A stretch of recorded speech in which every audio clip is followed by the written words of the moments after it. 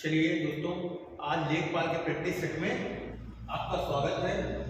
आज बेहतरीन क्वेश्चन का समाधान है। ग्रामीण विकास में आपको 25 क्वेश्चन से सामना होगा।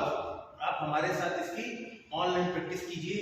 उम्मीद करते हैं कि आपके स्कोर में कुछ ना कुछ इम्प्रूव करने में ये प्रैक्टिस सेट कहीं ना कहीं एक कड़ी का काम करेंगे।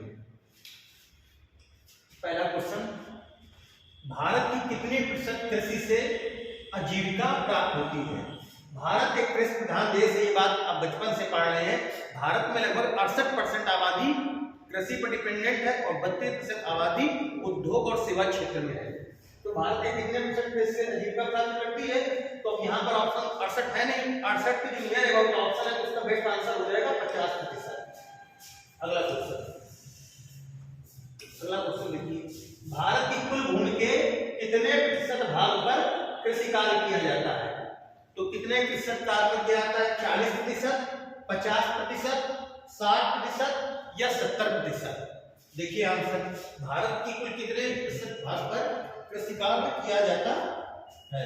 तो आंसर क्या हो जाएगा? 60% भूमि पर कितना काम किया जाता है? कृषि कार्य किया जाता है। 60% पर क्या किया जाता है? कृषि कार्य किया जाता है। अगला क्वेश्चन देखिए, भारत में क्रियाशील जोतों का आकार कितना है? जो खेत का क्षेत्रफल होता है उसको बोलते हैं जोत। तो क्रियाशील एक्टिव जोतों की संख्या कितनी है? एक्टिव, तो यहाँ पर कितनी है? एक्टिव जोतों की जो संख्या का पैमाना है बेटा वो कितना होगा? 0.70 हेक्टेयर, 0.90 हेक्टेयर, 1.12 हेक्टेयर, 1.15 हेक्टेयर। तो इसका आंसर हो जाएगा 1.15 हेक्टेयर। सब आपके फैक्चुअल क्वेश्चन है। आगे हम आपको पढ़ाएंगे कि भूमि नापने की इकाई बेटा जरीब होती है। जरीब कितने प्रकार होते हैं? जरीब के 3 प्रकार होते हैं। एक दशमलव जरीब होती है, एक गैंट्रिक जरीब होती है और एक तीसरी जो होती है वो सहजानी जरीब होती है। भारत में बीघा नापने के लिए हम किसका प्रयोग करते हैं? बीघा नापने के लिए बेटा हम जो प्रयोग करते हैं वो सहजानी जरीब का प्रयोग करते हैं और हेक्टर के लिए नापने के लिए हम गैंट्रिक जरीब का प्रयोग करते हैं। गैंट्रिक जरीब की शुरुआत बेटा ब्रिटिश शासन काल में हुई थी। चलिए अगला क्वेश्चन, भारत में कृषि भूमि जोतों को कितने भागों में विभाजित किया गया? जो कृषि जोत है उसको कितने भागों में बांटा गया है? तो कृषि जोतों को बेटा बांटना कितने जोतों में बांटा गया है? 5 जोतों में बांटा गया है। मध्यम जोत, लघु जोत, सूक्ष्म जोत, सीमांत जोत, इस प्रकार 5 जोतों में बांटा गया है। जोड़ कर लीजिए किन किन 5 जोतों में बांटा गया है? सीमांत जोत, सीमांत जोत,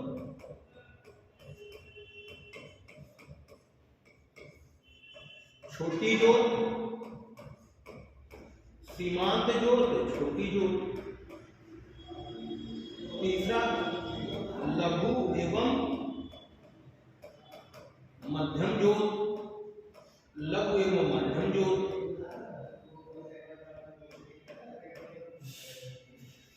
नोट करिए इसको।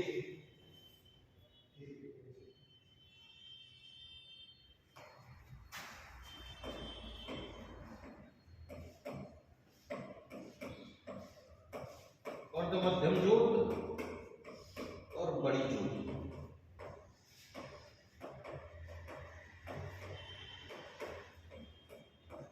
देखिए भारत में कृषि भूमि को कहा जाता है जोत। जहां पर हम खेती बाड़ी का काम करते हैं उसको जोत कहा जाता है। तो भारत में जोत को कितने भागों में बांटा गया? तो भारत में जोत को बेटा 5 भागों में बांटा गया। कौन कौन 5 भाग? सीमांत जोत, छोटी जोत, लघु एवं मध्यम जोत, अर्ध मध्यम जोत और बड़ी जोत। ठीक है, इसकी शॉट लेते जाइए। बहुत ही बेहतरीन क्वेश्चन है, जबरदस्त। अगला देखिए, नई कृषि नीति की घोषणा उत्तर प्रदेश द्वारा कब की गई?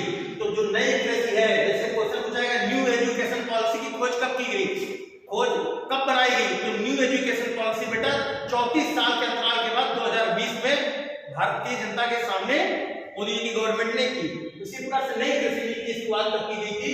तो नई कृषि नीति की शुरुआत बेटा सन 2013 में की गई थी। अब देखिए यहाँ पर 2013 पढ़ करके तो 4 ऑप्शन है। अब यहाँ पर बेटा क्या हो जाता है? अब आपको डेट कंफर्म होनी चाहिए, 28 जनवरी, 28 फरवरी, 15 मार्च या 16 मार्च। बताइए गेस करिए क्या है? इस टाइप के क्वेश्चन अगर नहीं आते हैं तो बेटा इस टाइप के क्वेश्चन को गेस मत करिएगा, बिल्कुल एग्जैक्टली आपको आना चाहिए कि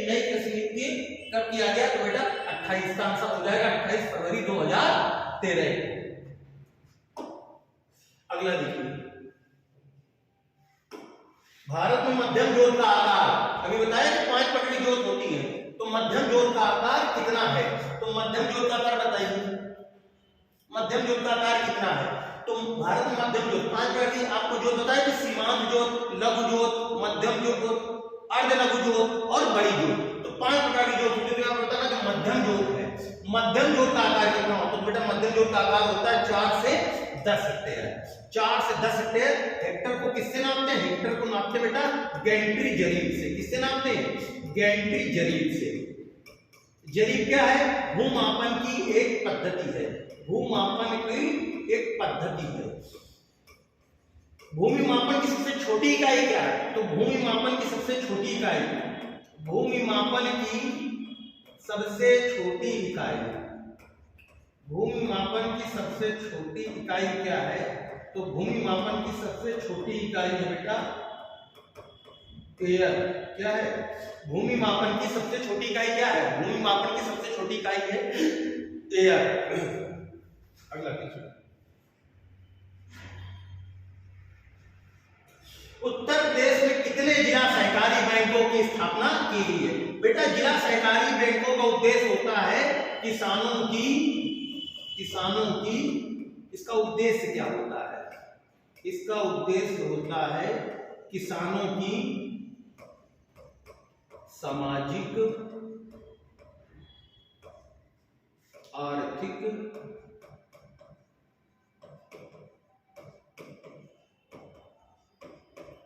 स्थिति को,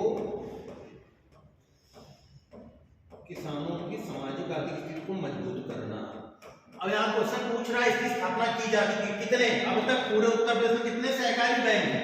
50 सहकारी बैंक हैं। अगला देखिए,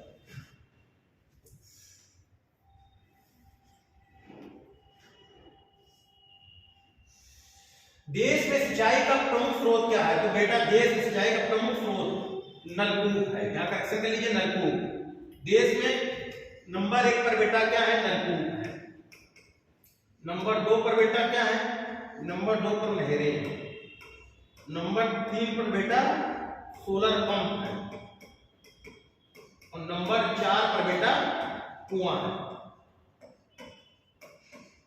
नोट कर लीजिए, उत्तर प्रदेश में सिंचाई में अग्रणी है। भारत में भी सर्वाधिक सिंचाई बेटा नलकूप के माध्यम से होते हैं। नलकूप के 2 प्रकार के माध्यम होते हैं, सरकारी और निजी। वर्तमान में उत्तर प्रदेश में निजी क्षेत्र के नलकूपों की संख्या सर्वाधिक है। हालांकि सरकार नलकूप स्थापित करने के लिए सरकार की तरफ से 75% किसानों को सब्सिडी दी जाती है या 1 लाख रुपए तक की सब्सिडी दी जाती है। ध्यान रखिएगा, प्रश्न पूछेगा उत्तर प्रदेश में किसानों को नलकूप स्थापित करने के लिए कितने रुपए तक की सब्सिडी दी जाती है? तो आंसर होगा 1 लाख रुपए तक की सब्सिडी प्रदान की जाती है। जो मैं बोल रहा हूं इन बातों को भी अपने दिमाग में नोट करते रहिएगा। छोटी छोटी मगर मोटी मोटी बातें हैं बेटा। अगला देखिए, देश में नहरों द्वारा सिंचित राज्यों में उत्तर प्रदेश किस स्थान पर है? तो बेटा नहरों के द्वारा सिंचित राज्यों में उत्तर प्रदेश का स्थान प्रथम है। प्रथम स्थान बेटा यूपी का है, फर्स्ट पोजीशन यूपी। नंबर 2 पर बेटा आपका है राजस्थान और नंबर 3 पर बेटा आपका है आंध्र प्रदेश। नंबर 3 पर है आपका आंध्र प्रदेश। तो प्रश्न आपसे पूछ रहा है कि देश में नहरों द्वारा सिंचित राज्यों में उत्तर प्रदेश किस स्थान पर? उत्तर प्रदेश बेटा किस स्थान पर है? उत्तर प्रदेश से पहले स्थान पर। अगला देखिए, भारत में सर्वाधिक असिंचित क्षेत्र वाला राज्य, मतलब जहां पर सिंचाई की साधन कम साधन है, तो भारत में सर्वाधिक असिंचित क्षेत्र वाला राज्य कौन सा है? जो हम भूगोल चैप्टर पढ़ाते हैं सिंचाई के साधन, तो वहां पर हम आपको पढ़ाते हैं कि भारत में सबसे न्यूनतम जो सिंचित क्षेत्र है या सबसे सर्वाधिक असिंचित क्षेत्र है, सर्वाधिक असिंचित क्षेत्र कौन सा है बेटा? राज्य है मध्य प्रदेश। अगला क्वेश्चन, किस पंचवर्षीय परियोजना के अंतर्गत कृषि क्षेत्र को बढ़ावा देने की बात कही गई थी? कृषि क्षेत्र में सिंचाई को बढ़ावा देने की बात किस पंचवर्षीय योजना में की गई थी? आपको मालूम है भारत में पंचवर्षीय योजना की शुरुआत 1951 में हुई। कुल कितनी पंचवर्षीय योजनाएं रही? 12 पंचवर्षीय योजनाएं रही। 12 पंचवर्षीय योजना का योजना काल था 1 अप्रैल 2012 से लेकर 31 मार्च 2017 को। लेकिन 1 जनवरी 2015 को नई सरकार ने योजना आयोग के स्थान पर नीति आयोग का गठन किया। अब नीति आयोग बेटा दूरगामी लक्ष्य बनाता है। नीति आयोग के दूरगामी लक्ष्यों का जो लक्ष्य है, पहला जो लक्ष्य उन्होंने रखा है लॉन्ग टर्म विजन रखा है, उसमें 2015 से 2030 तक का लक्ष्य है। लेकिन प्रश्न आपका पूछ रहा है किस पंचवर्षीय परियोजना के अंतर्गत कृषि क्षेत्र को बढ़ावा देने की बात की गई। तो पहली पंचवर्षीय योजना थी, उसमें कृषि क्षेत्र को बढ़ावा था। 2-3 पंचवर्षीय योजना में उद्योग को बढ़ावा था, लेकिन यहाँ पर पूछ रहा है कृषि क्षेत्र को बढ़ावा देने की बात किसमें की गई है। तो कृषि क्षेत्र को बढ़ावा देने की बात की गई है, वो की गई है प्रथम व द्वितीय, दोनों में बेटा किसकी बात की गई है, कृषि क्षेत्र को बढ़ावा देने की बात की है।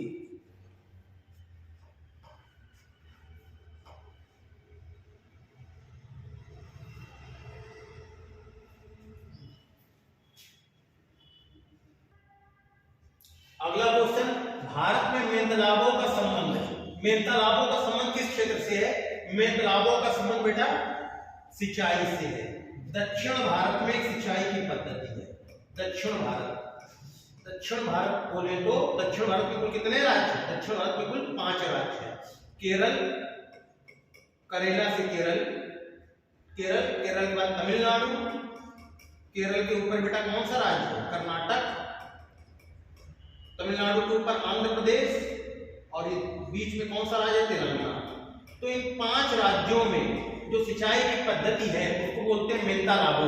इन 5 राज्यों में जो सिंचाई की पद्धति है उसको बोलते हैं मेंतालाबो। दक्षिण भारत के 5 राज्यों में सिंचाई की पद्धति है मेंतालाबो। अगला क्वेश्चन, जय हिंद दोस्तों, योजना आयोग के द्वारा भारत की सिंचाई को कितने भागों में बांटा गया है? तो योजना आयोग के द्वारा सिंचाई को कितने भागों में बांटा गया है? तो बताइए, आंसर कमेंट बॉक्स में करिए। बिना 2 भागों में, 3 भागों में, 4 भागों में, 5 भागों में। आप थोड़ा एक्टिवेट रहिए, कमेंट करिए कितने भागों में। सही कमेंट कर रहे हैं आप लोग, 3 भागों में। बृहद सिंचाई, लघु सिंचाई और मध्यम सिंचाई। बृहद सिंचाई, लघु सिंचाई और बृहद और लघु के बीच का उसको कहेंगे मध्यम सिंचाई। कई दोस्तों ने अच्छा कमेंट किया है, ठीक है, आप लोग एक्टिवेट रहिए। भारत में कृषि में जल उपयोग की क्षमता को बढ़ावा के लिए किस मिशन की शुरुआत की गई? भारत में कृषि क्षेत्र में जल उपयोग, खेतों में कम मात्रा में जल से हम अधिक मात्रा में फसलों का उत्पादन कर सके, इसके लिए किस मिशन की शुरुआत की गई? पहला ऑप्शन है राष्ट्रीय बृहद सिंचाई मिशन, दूसरा है हीराकुंड सिंचाई मिशन, तीसरा है राष्ट्रीय लघु सिंचाई मिशन, चौथा है राष्ट्रीय मध्यम सिंचाई मिशन। तो भारत में कृषि में जल उपयोग की क्षमता को बढ़ाने के लिए किस मिशन की शुरुआत की गई? तो इसका बेस्ट आंसर होगा भारत में सिंचाई को बढ़ावा देने के लिए किस मिशन की? तो राष्ट्रीय लघु सिंचाई मिशन की शुरुआत की गई। राष्ट्रीय लघु सिंचाई मिशन, राष्ट्रीय लघु सिंचाई मिशन की शुरुआत की गई। अगला देखिए, उत्तर प्रदेश में भूमि मापन इकाई 1 बीघा में कितने वर्ग गज इलाही होते हैं? इलाही की शुरुआत बेटा मुगल पद्धति, मुगल भूमापन पद्धति की। मुगल भूमापन पद्धति बेटा क्या बोलते हैं? इलाही। 1 बीघा में कितने वर्ग हो जाते हैं? 1 बीघा बराबर 55 × 55 गज। 1 फीट में कितना गज होता है? 1 गज में कितने फीट? तो 1 गज में 3 फीट, सॉरी।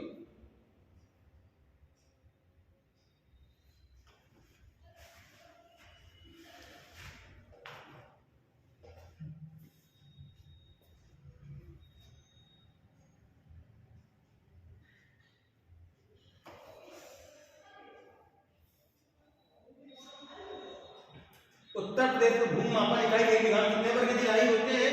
तो इसका हो जाएगा 55 × 55 गज। क्वेश्चन नंबर 15 का आंसर कमेंट करिए, क्या आ रहा है? 1 बीघा बराबर 55 × 55 गज। अच्छा, यहाँ पर इलाही है, इलाही में बेटा देखिए नॉर्मल होता है,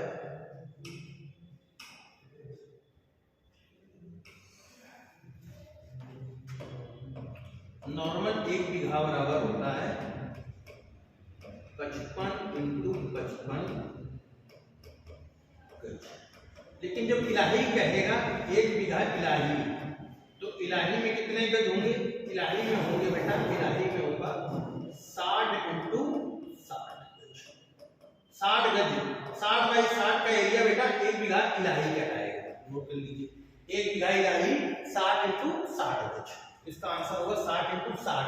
नॉर्मली जो आपकी पद्धति होगी जिसको सहजानी पद्धति बोलते हैं, सहजानी जरीब में 1 बीघा बराबर होता है 55 × 55 गज। हमने क्लास में पढ़ाया है, ऑफलाइन क्लास में जो भूमि विकास ग्रामीण विकास की क्लास पढ़ाई, इसमें जो भूमि मापन सर्वे पढ़ाया है उसमें ये आपको बताया है सहजानी जरीब में जो भूमि मापन की इकाई होती है 1 बीघा बराबर 55 × 55, जबकि इलाही में क्या होगा 1 बीघा इलाही बराबर 60 × 60 गज इलाही में।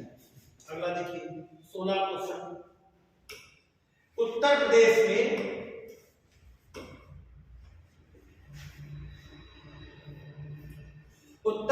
में भूमि मापन इकाई एक दिशा में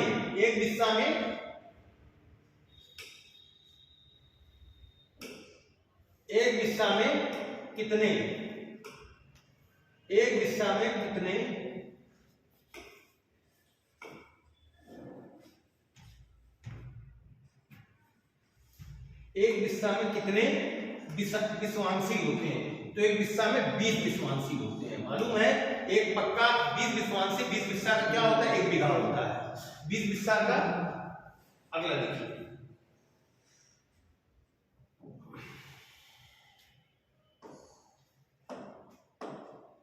भारत में गुलाबी क्रांति का संबंध किससे है? तो भारत में गुलाबी क्रांति का संबंध है बेटा टमाटर की खेती से, गुलाब खेती से, मांस उत्पादन से या गाजर की खेती से। आंसर दीजिए। टमाटर और मांस का संबंध बेटा लाल क्रांति से है। लाल क्रांति से किससे है बेटा? लाल क्रांति से। और गुलाबी क्रांति का संबंध किससे? गुलाबी क्रांति का संबंध किससे होगा? तो गुलाबी क्रांति का संबंध होगा बेटा प्याज के उत्पादन से। क्या होगा? प्याज। अच्छा प्याज तो यहाँ पर है नहीं, ठीक है, जब प्याज नहीं है तो यहाँ पर लिख लीजिए गुलाबी क्रांति का संबंध किससे होगा? प्याज के उत्पादन से। लेकिन अगर हमको इन 4 में आपको ऑप्शन चुनना है तो आप चुनोगे मांस के उत्पादन से। क्या चुनोगे? मांस के उत्पादन से। टमाटर की खेती बेटा का संबंध किससे है? लाल क्रांति से। जब ऑप्शन में नहीं हो आपको इन 4 में अगर चुनना है तो बेस्ट ऑप्शन होगा आपका मांस के उत्पादन, नहीं तो होगा प्याज के उत्पादन। अगला देखिए अगला क्वेश्चन। किस अमेरिकी वैज्ञानिक ने मैक्सिको को हरित क्रांति का जनक माना जाता है? तो किसको माना जाता है? हरित क्रांति का जनक। विश्व में हरित क्रांति का जनक किसको? Norman E Borlaug. विश्व में हरित क्रांति का जनक माना जाता है Norman E Borlaug. Norman E Borlaug को ही शांति का नोबेल पुरस्कार भी दिया गया। अगला क्वेश्चन देखिए। CSRI गन्ना प्रजनन संस्थान कहाँ स्थित है?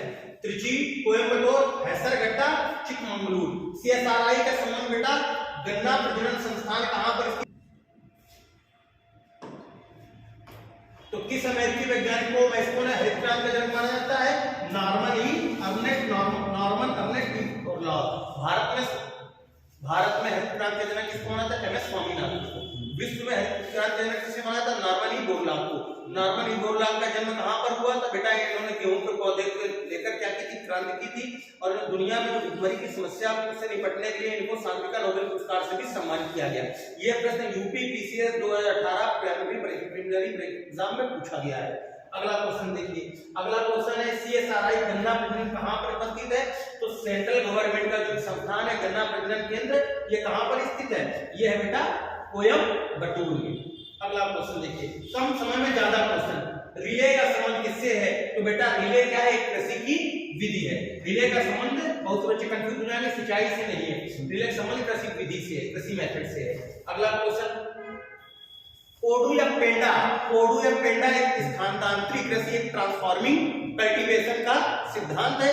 कोडू या पेंडा नाम की कृषि कहां पर की जाती है? दक्षिण भारत के एक राज्य आंध्र प्रदेश में की जाती है ना। आंध्र प्रदेश ऑप्शन में नहीं देगा तो तेलंगाना देगा। आपको मालूम है अभी 7 वर्ष पूर्व तक आंध्र प्रदेश और तेलंगाना एक संयुक्त राज्य का हिस्सा हुआ करते थे। जब ऑप्शन में बेटा तेलंगाना होगा तो तेलंगाना के साथ जाएंगे, जब तेलंगाना होगा तो आंध्र प्रदेश नहीं होगा, जब आंध्र प्रदेश होगा तो तेलंगाना नहीं होगा। ओके, और जब दोनों होंगे तो आप आंध्र प्रदेश के साथ जाएंगे। भारत का पहला कृषि विश्वविद्यालय कहाँ स्थापित किया गया? तो भारत का पहला कृषि विश्वविद्यालय बेटा पंतनगर में। उस समय पंतनगर उत्तर प्रदेश का हिस्सा हुआ करता था। वर्तमान में पंतनगर उत्तराखंड का हिस्सा है। क्योंकि उत्तर प्रदेश और उत्तराखंड में वर्तमान में चुनाव है तो प्रश्न आपका पूछा जा सकता है। तो कहां पर 1960 में कहां पर स्थापित किया गया? 1960 में स्थापना हुई उत्तराखंड, वर्तमान में उत्तराखंड के पंतनगर में। भारत का पहला कृषि विश्वविद्यालय। भारत में नारियल उत्पादन में किस स्थान पर है? तो भारत नारियल उत्पादन में दूसरे स्थान पर है। पहले स्थान पर कौन सा देश है? तो पहले स्थान पर बेटा इंडोनेशिया है। फर्स्ट नंबर इंडोनेशिया का है। इंडोनेशिया दुनिया का सबसे बड़ा द्वीपीय समूह वाला देश है। दुनिया में सर्वाधिक मुस्लिम आबादी वाला देश कौन सा है? इंडोनेशिया।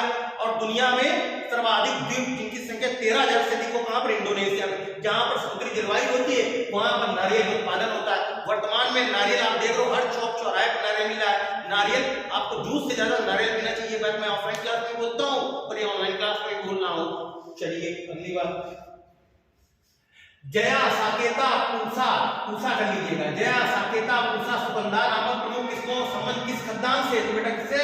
ये धान से। जया पूसा सुगंधा नामक प्रमुख किस्में किसकी हैं? तो बेटा ये प्रमुख किस्में किसकी हैं? प्रमुख किस्में बेटा ये आपकी धान की है। जया साकेता पूसा सुगंधा नामक। अगला देखिए इसका लास्ट क्वेश्चन, आज क्लास का लास्ट क्वेश्चन इस लेखपाल के सेट का कल भी हम लेकर आया है सेट, वो में इसमें बेहतरीन क्वेश्चन है 13 क्वेश्चन। वो वीडियो भी आप बैक कर देख लीजिए और ये वीडियो भी देख लीजिए। इसके बाद कल हम लेखपाल की सीरीज के साथ कल भी मिलेंगे। तो रोबास्टा का संबंध किससे है? रोबास्टा का संबंध बेटा कॉफी से है। कपास उत्पादन में दुनिया में सर्वाधिक कपास उत्पादन कहां पर होता है? तो दुनिया में कपास का सर्वाधिक उत्पादन होता है ब्राजील में। ब्राजील में कॉफी के खेतों को क्या कहा जाता है? फजेंटा कहा जाता है। भारत में कॉफी या कहवा का सर्वाधिक उत्पादन कहां पर होता है? भारत में कॉफी या कहवा का सर्वाधिक उत्पादन कर्नाटक राज्य में होता है। इसके लिए सबसे उपयोगी मिट्टी कौन सी होती है? काली मिट्टी उपयोगी होती है, या कहीं के लैटराइट मिट्टी में भी इसका उत्पादन किया जाता है। आज के लिए दोस्तों इतना ही। इस वीडियो को अपने दोस्तों तक भेजिए, शेयर करिए, इसके व्यूज बढ़ाइए, हमारा हौसला बढ़ाइए। जय हिंद, वंदे मातरम दोस्तों।